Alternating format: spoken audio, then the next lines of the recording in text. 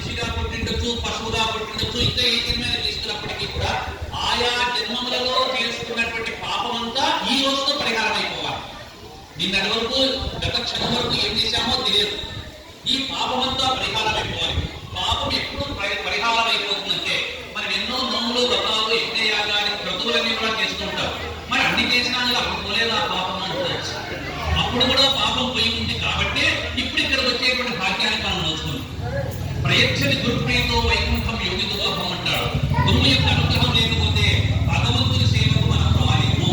కాబట్టి గురువు యొక్క అనుగ్రహం వచ్చింది కాబట్టి మనమందరం కూడా ఈ క్షణం నుంచి పవిత్రమైపోయి నిరంతరం కూడా గురు సేవలో ఉంటూ భగవంతుని ధ్యానం చేస్తూ పునరావృత్తి రహితమైనటువంటి శాశ్వత శ్రీ కైవల్యాన్ని పొందవచ్చు.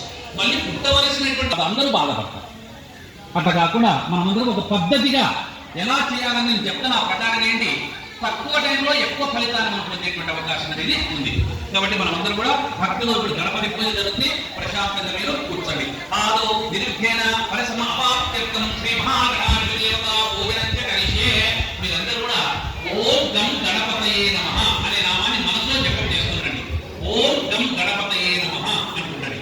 ఓం గం గణపతయే నమః. ఆదో నిర్భేన పరిసమాప్త్యర్థం కలశ గణాధిపతి దేవతా పూజనంచ కరిష్యే. కలశం ఆయం పూజా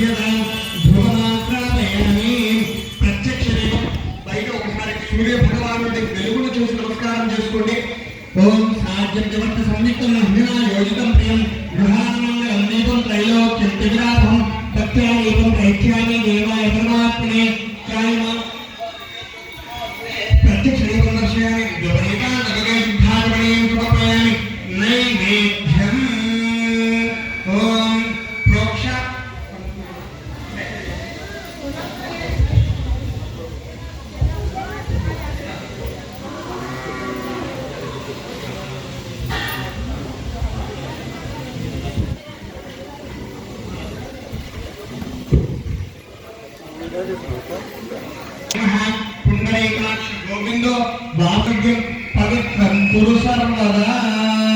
ఓం శ్రీ మహాగణాధిపతయే నమః. నాదికే గణేశ సమర్పయామి. మధ్య మధ్య సమర్పయామి. అమృతాభ్యాం ఉత్తరాభూతం